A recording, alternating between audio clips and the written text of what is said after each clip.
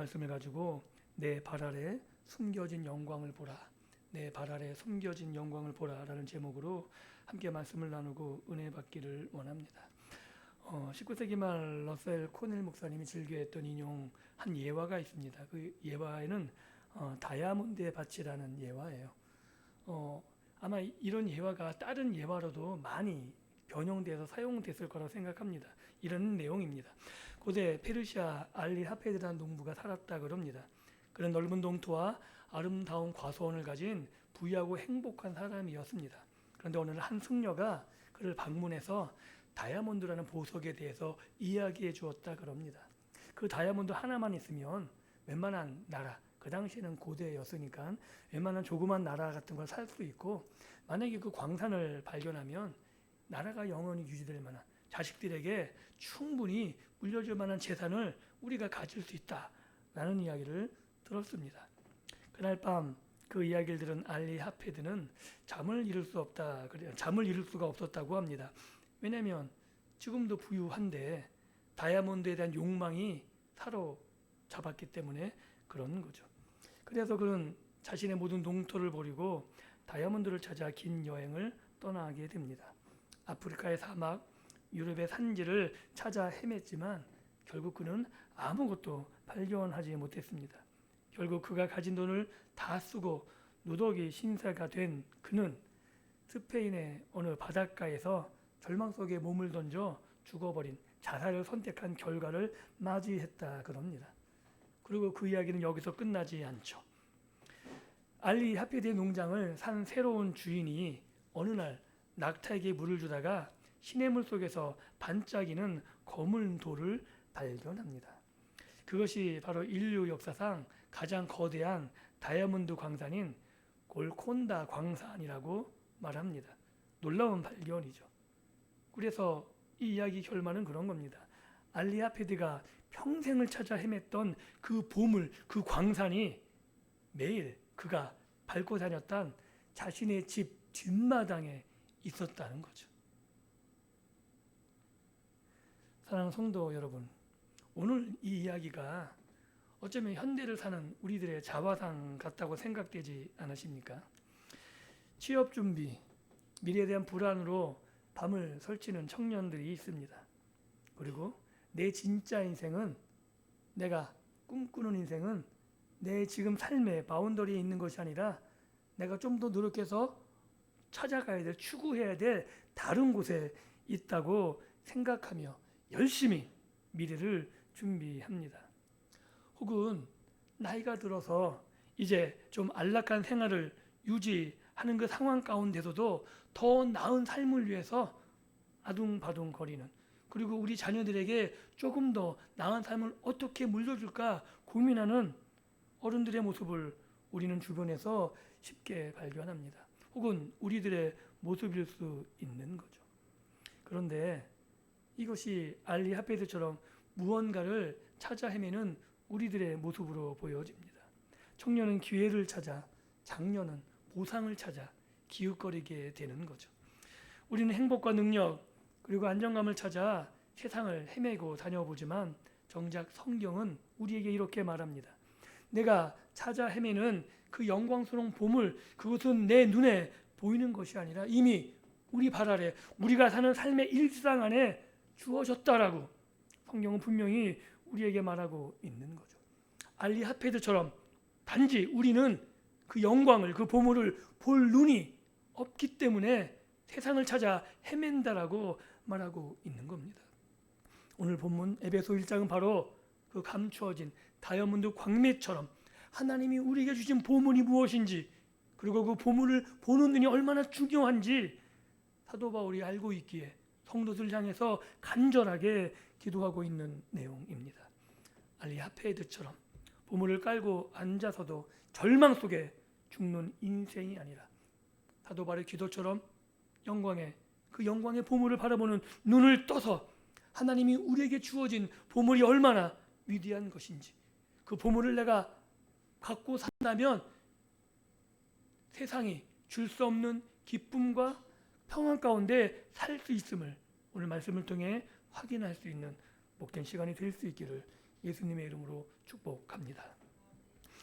농장의 새 주인은 흙속에 묻힌 돌멩이가 다이아몬드 원석임을 알아보는 눈이 있었죠. 만약에 그도 그걸 못 알아봤다면 알리아베드처럼 그냥 검은 돌이었을 겁니다. 그런데 그것을 다이아몬드로 볼 수 있는 눈이 있었기 때문에 그는 부자가 될 수 있었습니다. 결국 차이는 환경이 아니라 그것을 볼 수 있는 안목, 눈에 있었다는 거죠. 사도 바울은 17절에 이렇게 기도합니다. 우리 주 예수 그리스도의 하나님 영광의 아버지께서 지혜와 계시의 영을 너희에게 주사 하나님을 알게 하시고. 중요한 건 하나님을 알아야 된다는 거죠. 바울이 구하는 안다는 건 지식적인 정보가 아닙니다. 우리가 연예인에 대해서 알 수 있어요. 어쩌면 자녀들보다 더 세세하게 지식적인 정보를 꿰뚫고 있을 수 있습니다. 그런데 자녀가 아는 것과 우리가 지식적인 정보를 가지고 아는 것은 너무나 큰 차이가 있는 거죠. 마찬가지로 여기서 하나님을 안다고 말할 때는 단순한 지식을 넘어 체험적이고 관계적인 깊이 있는 알을 말하는 거죠. 혹시 우리가 신앙의 익숙함이란 껍질에 갇혀서 매일 성경을 바라보면 똑같은 너무나 익숙하게 들려졌던 말씀이고 들려졌던 설교이기 때문에 그 보물이 그냥 단지 검은 돌, 그 돌에 불과하다고 스쳐 지나갈 수 있다는 말인 거죠. 교리는 알고 있지만 가슴은 차가워야 되고 예배는 드리지만 하나님을 향한 떨림은 사라지는 그런 우리들의 모습이지 않은가요?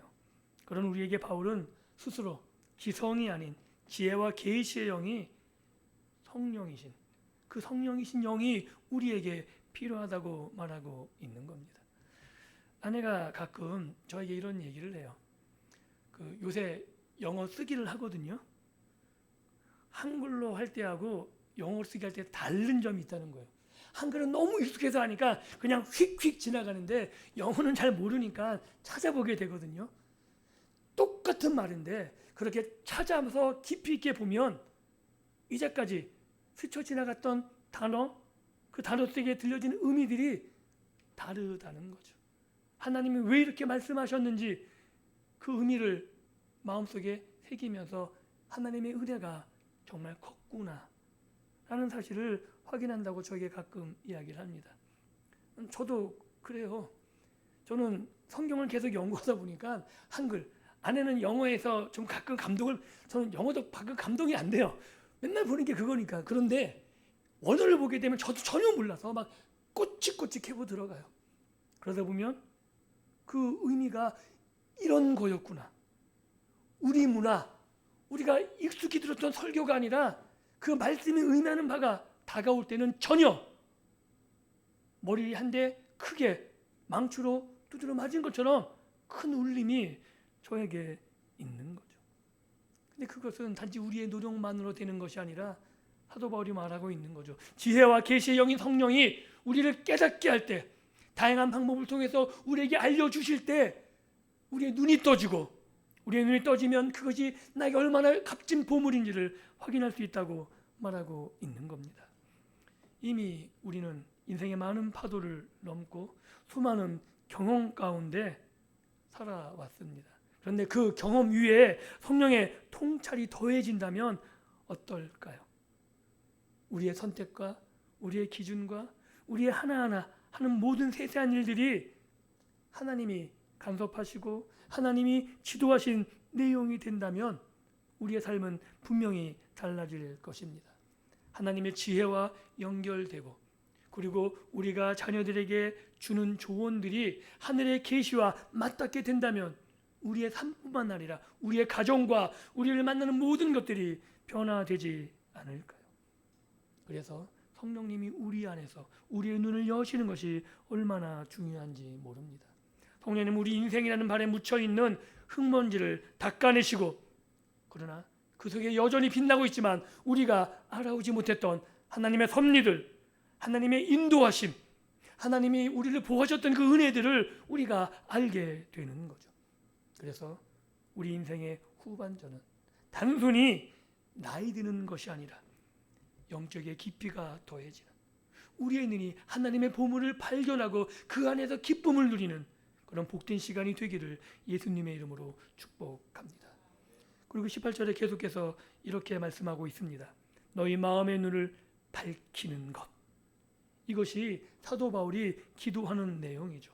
그렇다면 눈을 떠서 이 구체적으로 봐야 될 것이 무엇인지 우리가 살펴봐야 되는 거죠. 바울은 우리가 이미 소유하고 있는 세 가지 보물을 이야기하고 이 세 가지 보물을 보기를 원하고 있는 거죠. 그 첫 번째가 뭐냐면 부르심의 소망입니다. 부르심의 소망이 무엇인지 우리가 알아야 되는 거죠. 요즘 청년 세대들, 젊은이들이 힘든 게 뭐냐면 과연 나는 쓸모 있는가? 과연 나는 이 땅에서 어떤 존재인가? 자꾸 자기가 손해보는 것 같고 이 땅에서 아무것도 아닌 것 같으면 굉장히 힘든 삶을 살게 되는 거죠. 취업의 문턱에서 거절당할 때마다 청년들은 존재가 부정당하는 느낌을 갖는다고 합니다. 나이든 우리도 마찬가지 아닐까요?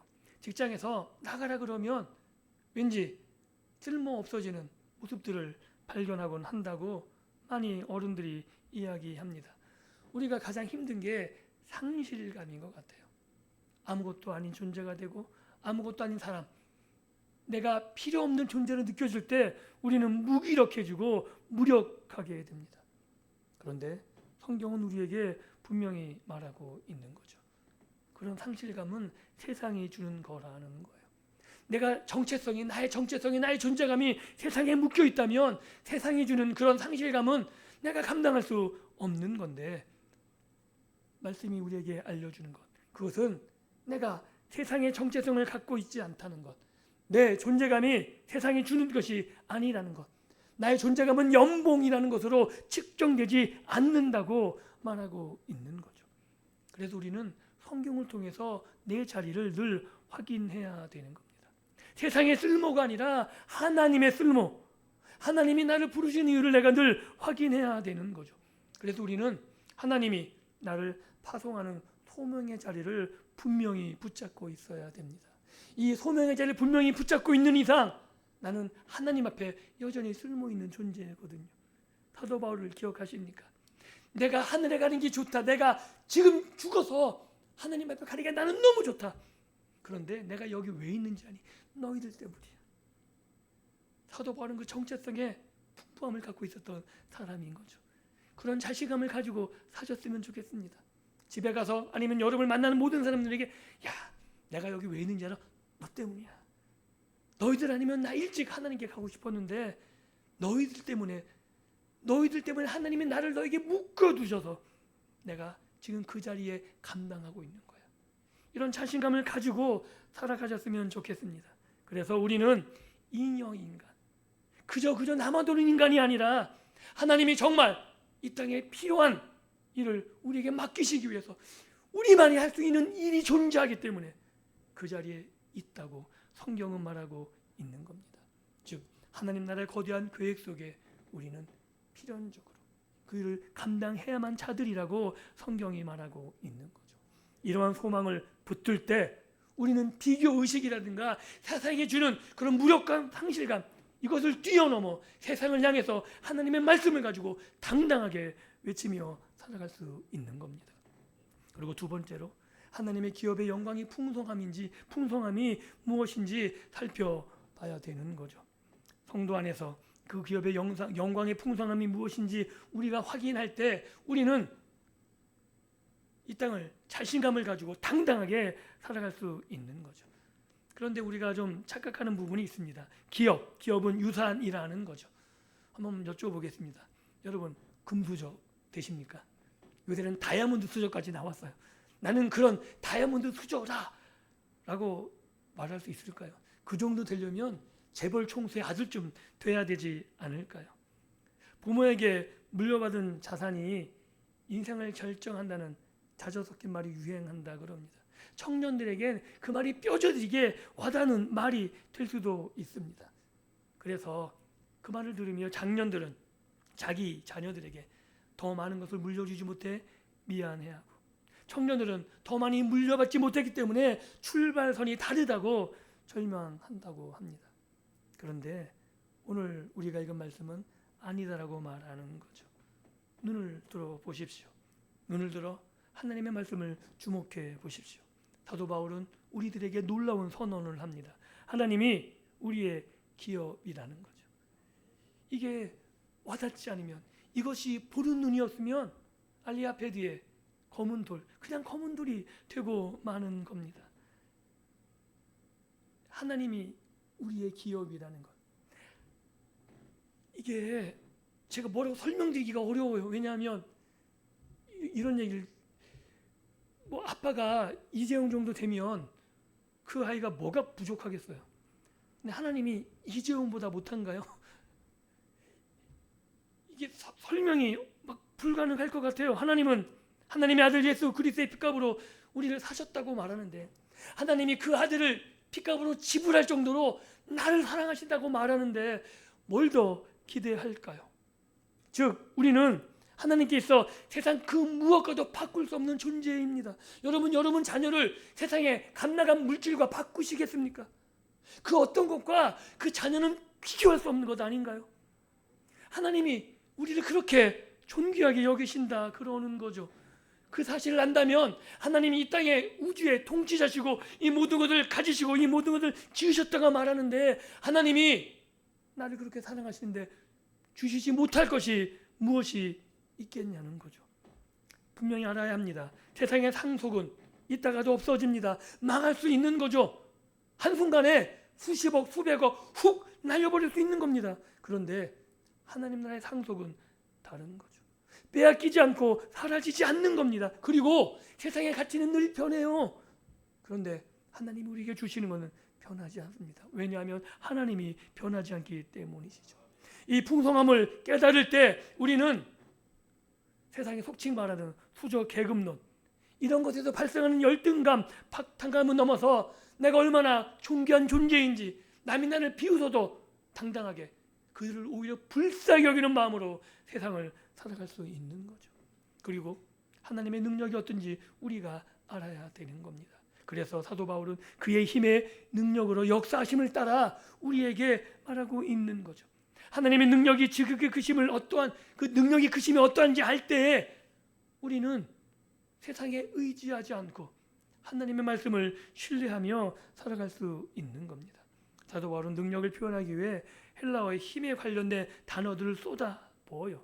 다이나마이트라고 표현된 영어, 에너지, 뭐 여러 가지 단어들 똑같이 써요. 그런데 이것은 인간의 언어로 다 담을 수 없는 폭발적인 능력인 거죠. 하나님의 능력을 상상하실 수 있습니까? 하나님은 우리가 보통 오해하는 게 뭐냐면, 우리가 기도하면 기도를 들으시고 우리의 기도에 한정된 분으로 오해하시는 분이 많은데, 아니요. 하나님 우리가 기도하지 않는다고 일하시지 않는 분이 아니십니다. 하나님은 우리를 위해 우리가 기도하든 안 하든 일하는 거예요. 근데 왜 기도하는 게 중요하냐면, 우리가 기도할 때 하나님이 얼마나 나를 일하시는지 조금 더 분명하게 깨달아야 할 뿐이죠. 여러분 자녀가 요청한다고 자녀 말을 들으십니까? 아니잖아요. 자녀가 요청하지 않든 요청하든 자녀를 위해서 언제나 애쓰고 힘쓰시지 않으십니까? 자녀의 길을 위해서, 자녀 앞길을 위해서 할 수 있는 모든 것들을 다 하고 계시지 않습니까? 하나님이 우리보다 못하실까요? 아니요. 그 아들 주실 그 정도의 사랑을 가지고 우리에게 모든 것들을 허락하신 분이 지금도 우리를 위해 일하고 계심을 믿을 수 있기를 축복합니다. 그럼에도 불구하고 무력감을 느끼는 거죠. 내 힘으로는, 내가 가진 것으로는 이 상황을 바꿀 수 없다고. 그런데 그때 사도 바울이 말하는 겁니다. 하나님은 이미 역사하고 계셨고 지금도 역사하시는 그 능력을 보라고 말씀하고 있는 거죠. 그러면 그 능력이 어떤 능력인지 우리가 알아야 됩니다. 그럴 때 우리가 좀 더 신뢰하고 평안을 누릴 수 있기 때문에 그런 거죠. 사도 바울은 이 엄청난 보물을 우리 삶에서 캐낼 수 있는 능력이 추상적인 개념이라고 말하지 않습니다. 그 능력은 역사 속에서 가장 강력한 두 사건으로 증명됩니다. 그게 뭐냐면 예수 그리스도의 부활과 승귀, 높아지심이라는 거죠. 예수님의 부활은 상상할 수 없었던 것 아닌가요? 사단도 예수님이 십자가에 못 박고 이제 자기가 이겼다고 쾌재를 불렀는데, 아니요, 하나님은 사단에게 그 아들을 내어줄 생각이 전혀 없으셨던 거죠. 인류 역사상 한 번도 일어나지 않은 부활로 말미암아 예수님의 말씀하심이 증명되었고, 하나님이 성경을 통해 약속하신 그 모든 약속이 성취됨을 증명해 내신 거죠. 죽음도 이길 수 없는 생명의 능력을 그 아들 예수에게 허락해 주셨습니다. 그리고 그렇게 초라하고 비참해 보이고 힘없이 죽을 수밖에 없었던 그 아들 예수를 부활로 말미암아 살리셨고, 부활로 말미암아 다시금 모든 사람이 그 발 앞에 무릎을 꿇게 되는 영광을 허락해 주셨다라고 성경은 말하고 있는 거죠. 아무리 뒷마당에 다이아몬드가 묻혀 있어도 그것을 파낼 힘이 없으면 소용이 없습니다. 우리나라 앞바다에도 유전이 발견되고 해요. 그런데 그걸 파내봤자 경제 가치가 없어서 못 파내는 거예요. 능력이 없으면 내게 있는 것도 아무 소용이 없는 거죠. 그래서 우리는 이렇게 질문할 수 있습니다. 좋은 말씀인 건 알겠는데 내가 그걸 갖고 다시 시작할 힘이 없습니다.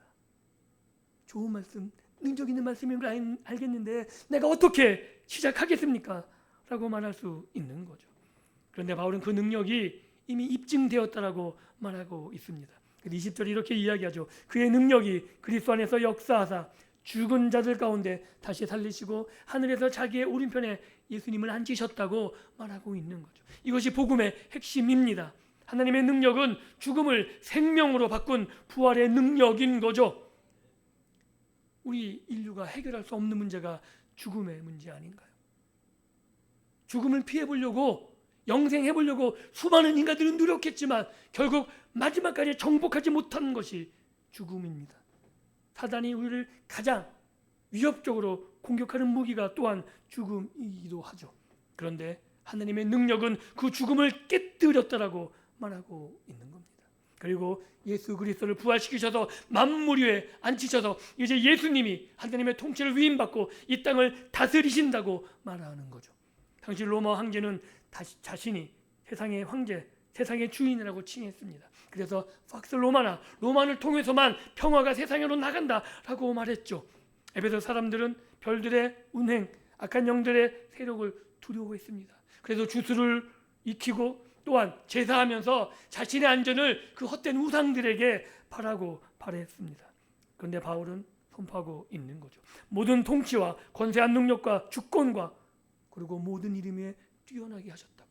누구를요? 예수 그리스도를요. 그리고 이 말씀은 오늘 우리들에게 굉장히 정치적이고 실제적인 선언이라고 말하고 있는 겁니다. 왜냐하면 우리를 위협하는 경제 위기, 건강의 문제, 알 수 없는 미래의 두려움, 이런 것들이 세상의 권세들이거든요. 우리를 위협하는, 하나님께 나아가는 걸 막는 세상의 위협, 유혹, 이런 것들이라고 말하는데 그 모든 것들이 결국 누구의 발 아래 있냐 하면 예수님의 발 아래 있다라고 말하고 있는 거죠. 발 아래 있다는 것은 그것을 완전히 복종시켰다는 겁니다. 그것들이 다시 우리를 향해서 공격할 아무 힘도 없어졌다라고 말하고 있는 거죠. 그리고 이 능력은 먼 하늘, 우리가 도달할 수 없는 곳에 있는 것이 아닙니다. 23절에 이렇게 분명히 기록하죠. 교회는 그의 몸이니 만물 안에서 만물을 충만케 하시는 이의 충만이다라고 교회, 우리를 말하고 있는 겁니다. 하나님은 온 우주를 다스리는 그리스도를 바로 교회를 위해서 머리로 주셨다는 거죠. 이 말씀이 너무나 놀라운 건데 이런 거죠. 교회가 만물을 충만하게 하시는 이의 충만, 즉 교회가 예수님의 충만이라는 거예요. 한번 여쭤볼게요. 충만하십니까? 교회가 충만하다고 보여지십니까? 이게 어떤 의미냐면 교회가 충만하기 전까지는 예수님이 충만하지 않겠다는 선언이에요. 그럼 누가 일해야 돼요? 예수님 일하셔야 돼요. 우리를 볼 땐 우리가 가망성이 없어 보여. 우리의 노력과 우리의 지혜로는 교회를 충만하게 할 수 없어요. 그런데 예수님께서 교회, 자신의 몸의 충만을 위해서 머리로서 일하고 계시다고 말하고 있는 겁니다. 즉 머리 대신 예수 그리스도를 통해 생명과 통치와 권세가 흘러 들어오는 예수님의 몸이 우리라고 말하고 있는 겁니다. 그래서 예수님의 부활과 생명 권세가 바로 몸인 우리들에게 지금도 흘러 들어오고 있다는 사실, 이 사실을 기억하면 좋겠습니다. 그래서 교회 공동체 안에 우리가 있을 때 우리의 쇠약해진 무릎을 다시 일으킬 수 있는, 능력이 공급되는 거죠. 교회가 지금 불안해 보인다 할지라도, 교회가 연약해 보인다 할지라도 우리가 교회를 포기할 수 없는 이유, 우리가 교회에 붙어 있어야 되는 이유가 이 능력과 권세가 교회로부터, 예수님께로부터 교회로 계속해서 흘러 들어오고 이 은혜를 통해서 우리가 다시금 세상으로 나갈 힘과 능력을 얻게 된다는 사실입니다. 그리고 그 위에 우리의 경험과 성실함, 이것이 덧입혀져서 우리가 일하는 일터들, 우리의 가정, 이곳에서 우리의 충만함이 다시금 그것으로 흘러넘치게 된다라고 사도 바울이 말하고 있는 겁니다. 알리하베드는 밖에서 불을 찾으려다가 쓰러졌지만 우리는 우리 안에 내주하시는 그리스도의 능력으로 인해 어떤 상황에도 다시 일어날 수 있습니다. 이 사실을 믿을 수 있으셨으면 좋겠습니다. 이제 말씀을 맺습니다. 알리하베드의 비극은 땅이 없어서, 그가 가진 것이 없어서가 아닙니다. 보물이 없기 때문도 아니었습니다. 자신이 서 있는 그 땅이 얼마나 소중한지 알아보는 눈이 없었기 때문이죠. 그럼 여러분들에게 여쭤보겠습니다. 무엇을 보고 계십니까? 하나님은 우리에게 이미 최고의 환경을 주셨다 그럽니다. 그것이 교회입니다. 믿어지십니까? 하나님이 교회를 통해 오늘 우리에게 모든 것을 공급해 주셨습니다. 교회는 청년들의 열정과 장년들의 지혜가 만나는 곳이기도 합니다. 서로 다른 세대가 그리스도 안에서 한 몸이 되어 세상이 줄 수 없는 충만함을 경험하는 곳입니다. 그리고 그 위에 성령이 함께 하시는, 하나님의 능력이 함께 하시는 곳이라고 말하고 있습니다. 오늘 우리에게 주시는 말씀을 통해 우리의 잠긴 눈, 세상만 바라보는 눈이 뜨게 되기를 원합니다.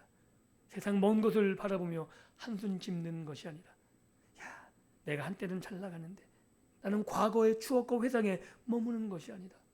세상에 주는 로또 같은 기회만을 붙잡고 있는 것이 아니라 우리가 섬기는 이 교회, 가정, 일터, 그곳에서 하나님이 숨겨두신 귀한 보물의 광산을 발견할 수 있기를 원합니다.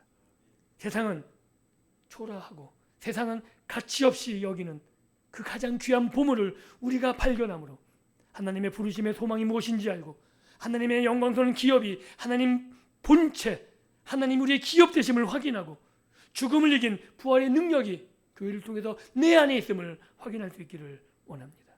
그래서 이 영적인 눈을 떠서 우리의 남은 생애가 공허한 방황들, 세상의 무력감에 사로잡혀서 주저앉아 있는 그런 헛된 삶이 아니라 하나님이 주신 보물을 날마다 캐내가며 그 보물을 누리고 충만하게 믿음의 길을 걸어갈 수 있는 저와 여러분들의 믿음의 복된 여정이 될 수 있기를 예수 그리스도 이름으로 축복합니다. 기도합니다.